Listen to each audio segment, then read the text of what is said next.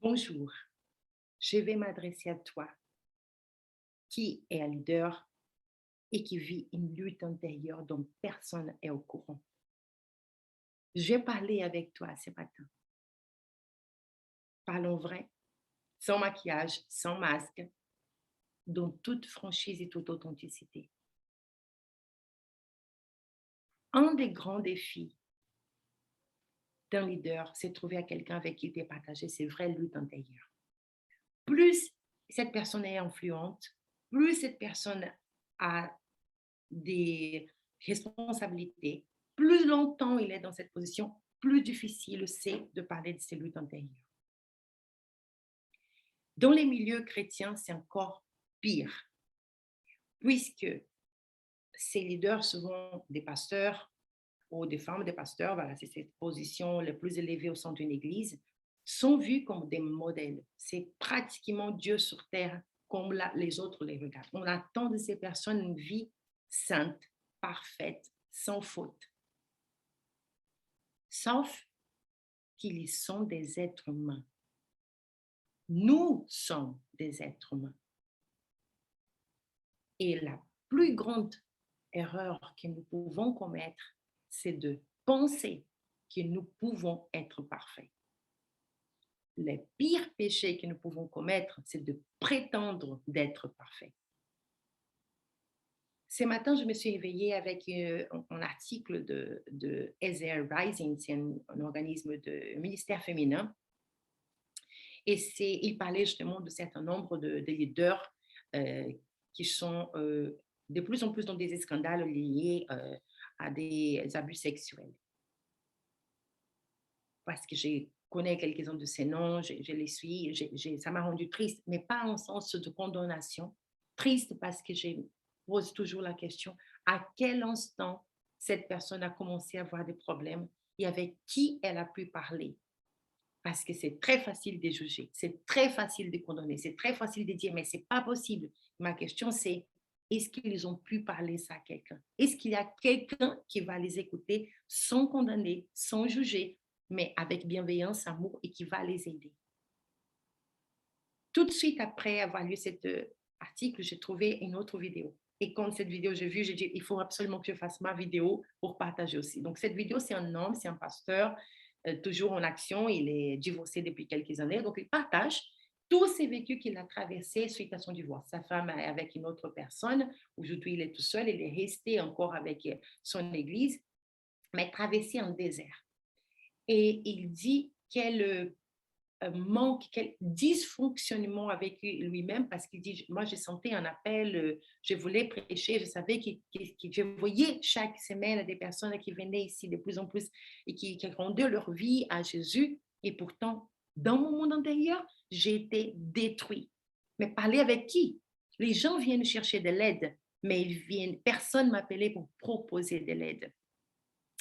Jusqu'à un moment où finalement il trouve, décide, je vais quitter le ministère, j'en peux plus, j'ai besoin de l'aide et finalement un ami, une personne l'appelle et il dit, écoute, tu as besoin d'autre chose, tu as besoin d'être entendu, tu as besoin d'être soutenu et grâce à un ami qu'il voit pleurer tout ce qu'il n'avait pas pleuré jusqu'ici, il dit, là, ça commence le moment de guérison. Je comprends les besoins de partir en vacances, je comprends que je suis un être humain, je comprends que j'ai besoin d'aide, il faut que je demande de l'aide.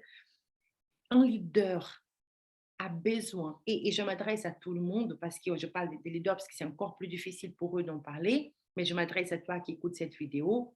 Tout le monde traverse des luttes intérieures. Je m'adresse à nouveau aux chrétiens parce que c'est le monde où j'ai grandi. Moi-même, j'ai grandi avec une éducation qui m'a demandé d'être la petite fille parfaite. J'ai connu très tôt l'histoire de ma naissance. Je suis née, on va dire, hors mariage. Aucune de famille voulait ce mariage et ma mère est enceinte, très jeune. Donc, ils se mettent ensemble. Bref, je vais grandir dans un environnement, heureusement, avec beaucoup d'amour. C'est quelque chose qui je me rappelle, c'est vraiment tout ce que ma mère disait avant. Je dis heureusement que mes grands-mères m'ont aimé, mes grands-parents m'ont aimé, mon père, ma mère m'ont aimé. Donc, j'ai grandi dans cet environnement à savoir c'est quoi l'amour de père, sans crainte. En revanche, j'avais cette conscience d'un devoir de leur plaire parce qu'ils ont beaucoup souffert pour moi. C'était ça. Donc, toute ma vie, j'ai soumis toutes mes décisions à mes parents avec la peur de les blesser. Ma carrière professionnelle, est-ce que vous êtes d'accord avec ça? Mon mariage, est-ce que vous êtes d'accord avec ça? Mon travail, est-ce que vous êtes d'accord avec ça? J'ai cherché leur approbation tout le temps.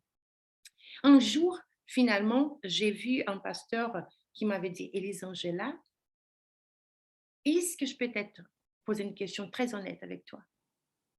J'aimerais que tu réfléchisses sincèrement. Tu ne penses pas que Jésus a le devoir de te sauver, n'est-ce pas? Et j'ai pensé, mais ça, c'est la grâce, c'est un favor immérité. Il dit, non, je suis sérieuse avec toi. Ça, c'est les concepts, ça, c'est la théorie. Et quand je te vois, j'ai l'impression que tu vises tellement être parfaite qu'au fond de toi, tu te dis, mais certainement, je serai sauvée. Et Dieu a le devoir, Jésus devait mourir à la croix pour me sauver parce que je mérite.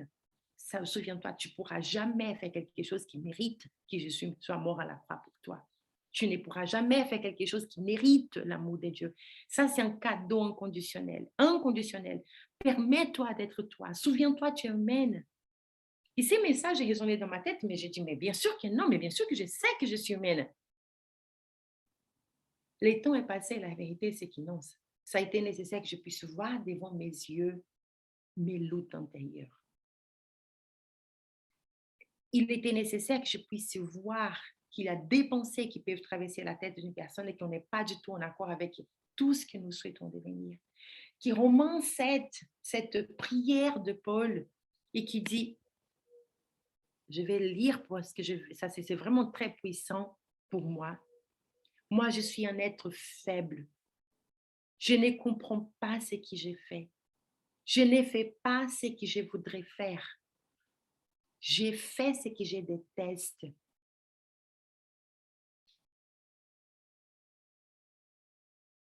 Je sais que les biens n'habitent pas en moi, c'est-à-dire en l'être faible que je suis. La volonté de faire les biens existe en moi, mais non la capacité de l'accomplir. Je ne fais pas les biens que je veux, je fais les mal que je ne veux pas.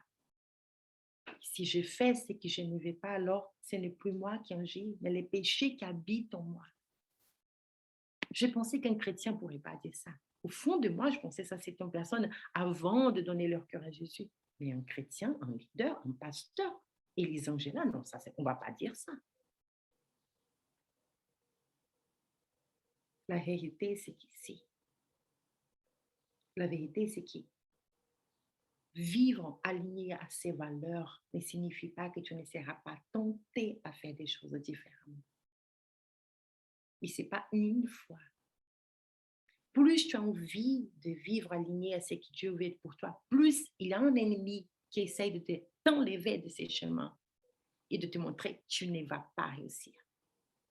Et à partir du moment où on est conscient qu'il y a une vraie guerre,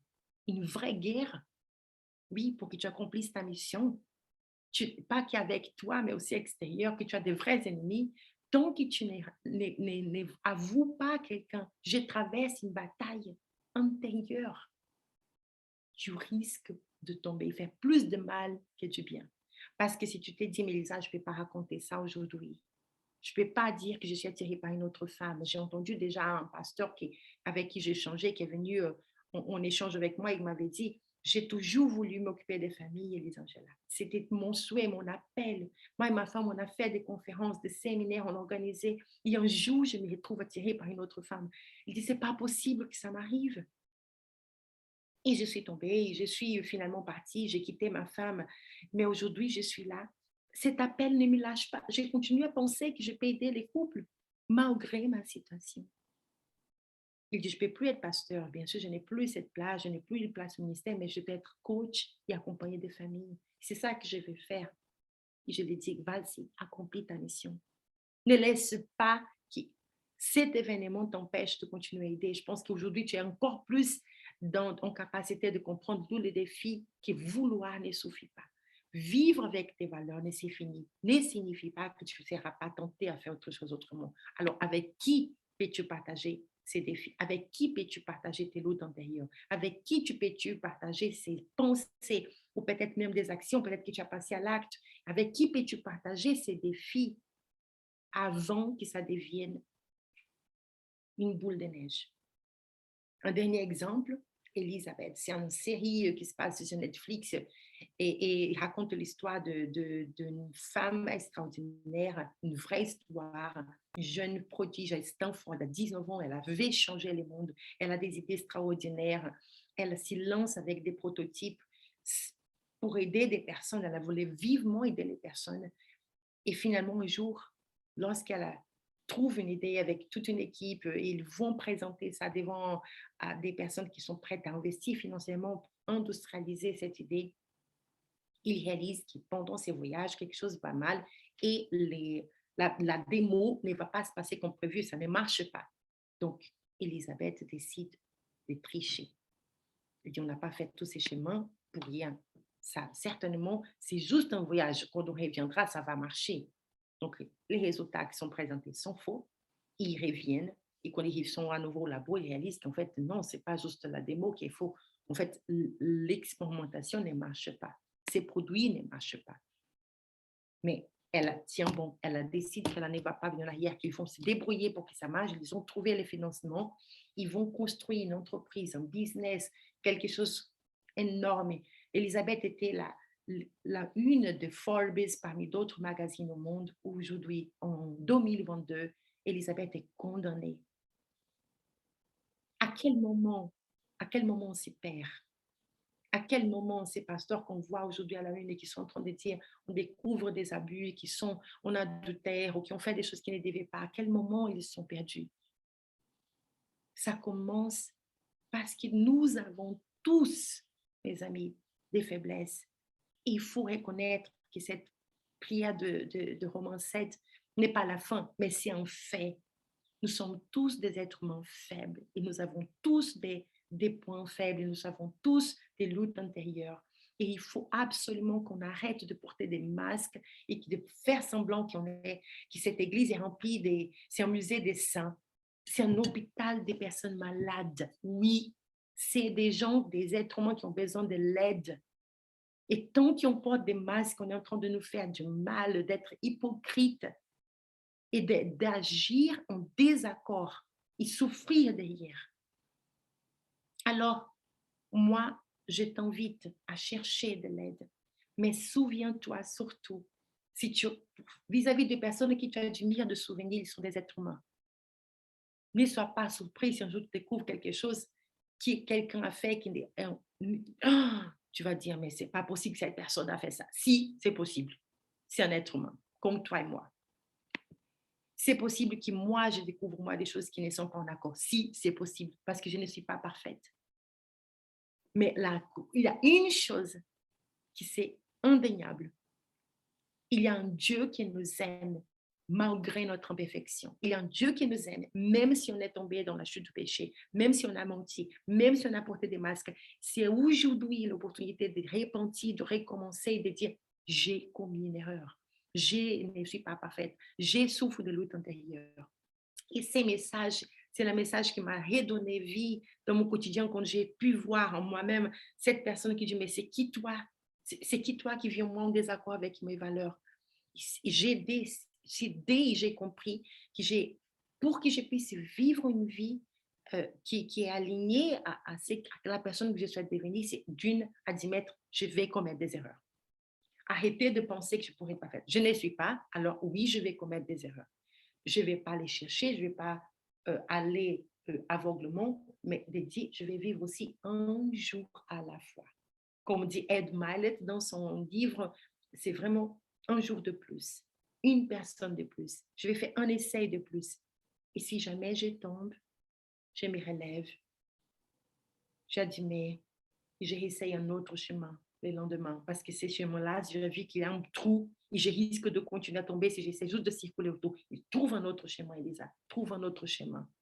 Est-ce que ça signifie que parce que je passais par un autre chemin, je ne serais pas tentée à autre chose? Non, mon ami, tu restes humaine. Tu restes avec des faiblesses et tu vas tomber à nouveau. Bienvenue à la vie des êtres humains. Mais tu te relèveras, Tu vas demander de l'aide, tu trouves un autre chemin. Et c'est comme ça, un jour à la fois. Et la bonne nouvelle, elle est là. C'est que Dieu attend de nous. Psaume 51 nous dit, à tous ceux qui te désobéissent, je dirais, c'est que tu attends d'eux. Les personnes qui ont rompu avec toi et viendront à toi. Tu ne désires pas que je t'offre un sacrifice. Les sacrifices que je t'offre, c'est moi-même avec mon orgueil brisé, de découvrir que je ne peux pas être parfait. Mon Dieu ne refuse pas mon cœur complètement brisé.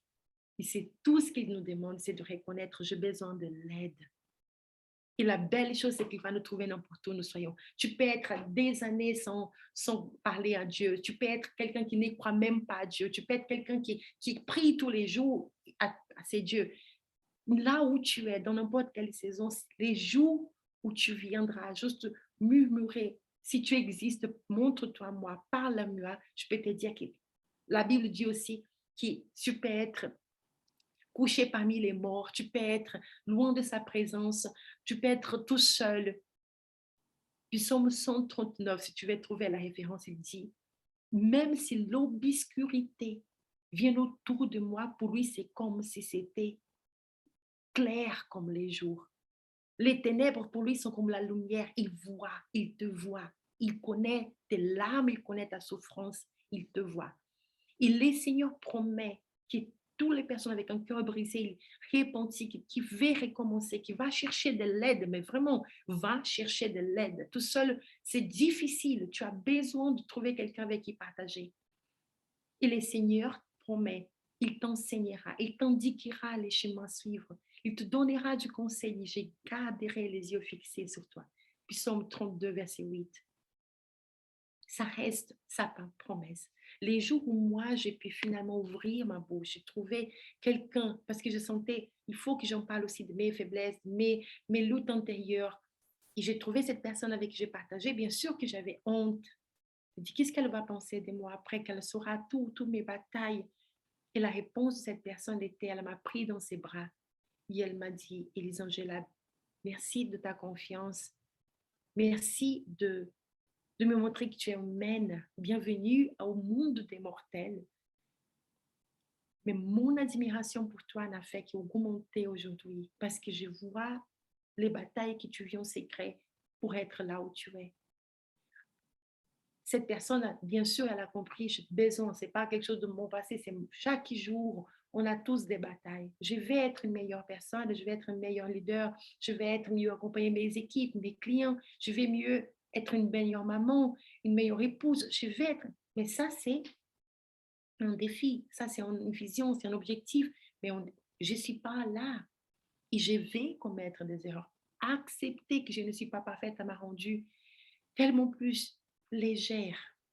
J'ai pu déposer ces fardeaux d'être parfaite et de vouloir juste aider les autres, d'être authentique et de me souvenir, j'ai des talents comme toi tu l'as et ces talents doivent être utilisés pour aider d'autres personnes. Mais n'essaye pas de te montrer parfaite, essaye juste de te montrer à service des autres et d'aller chercher de l'aide et de souvenir. C'est pas parce que tu as des valeurs et que tu souhaites vivre que tu ne seras pas tenté de faire autre chose alors. Tu as besoin de l'aide humaine, quelqu'un qui t'écoute, quelqu'un qui t'envoie des messages, quelqu'un qui prie avec toi, quelqu'un qui écoute tes larmes, qui n'est pas là pour te juger et dire on va faire confiance à Dieu et juste go. Non, c'est pas parce qu'on ne fait pas confiance à Dieu, c'est qu'on est des êtres humains. Alors, mon ami, si tu as besoin de l'aide, la prière, c'est que Dieu te montre avec qui partager. Ne porte pas ces fardeaux tout seul. Tes luttes intérieures ne sont pas que les tiennes. Et autour de toi, regarde, tout le monde sur cette planète Terre vit des luttes intérieures. Alors arrête aussi d'adorer et d'idolâtrer des êtres humains. Ne sois pas surpris les jours où tu découvriras telle personne a raté ou telle personne a commis telle chose. Pleure avec elle parce qu'elle n'a pas pu demander de l'aide avant. Voilà ce que nous devons faire. Pleurer les uns avec les autres à la place de jeter de la pierre les uns aux autres. Créer un environnement où on est capable d'écouter les uns et les autres. Créer un environnement où les gens peuvent être humains, peuvent dévoiler leur cœur, parler de leurs soucis, on pleure ensemble, on s'entraide. Et si tu es un leader, tout mon respect et l'honneur pour toi. Ne porte pas ces fardeaux seul. Bienvenue au monde des êtres humains. Bienvenue à un monde où notre souhait de bien faire ne suffit pas pour qu'on puisse réussir. Tu as besoin de l'aide, tu as besoin d'accompagnement, tu as besoin des gens qui t'aiment, qui t'aideront à accomplir ta mission. Passe une belle journée. Sois béni. À bientôt.